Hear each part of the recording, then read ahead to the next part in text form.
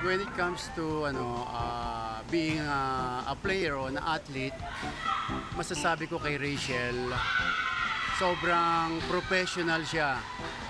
Si Ate Buday, sobrang mabait siyang tao. Then, isa din siya inspirasyon.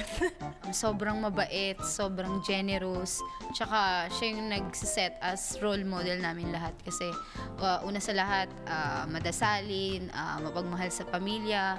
We've been together since 2012 as far as I can remember.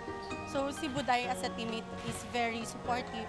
Yun nga, yung lagi nating alam ng masa na very mapagbigay na tao. And unahin pa niya yung iba. Hindi sa bola since matagal ko siyang kasama since kaibigan ko siya, which is yun talaga ang totoong Rachel Ann Dakis.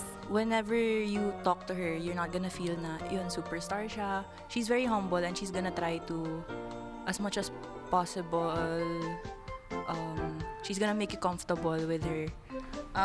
Bilang teammate, si Ate Shell, sobrang ginagalang namin siya. Tapos parang siya yung tumatayong ate namin sa loob ng court.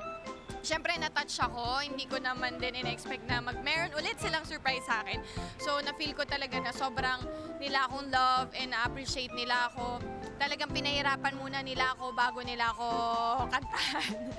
Very memorable yung 2018 ko. Lalong-lalo na ang daming mga pangarap na natupad sa akin. So, I'm looking forward for 2019. Very positive.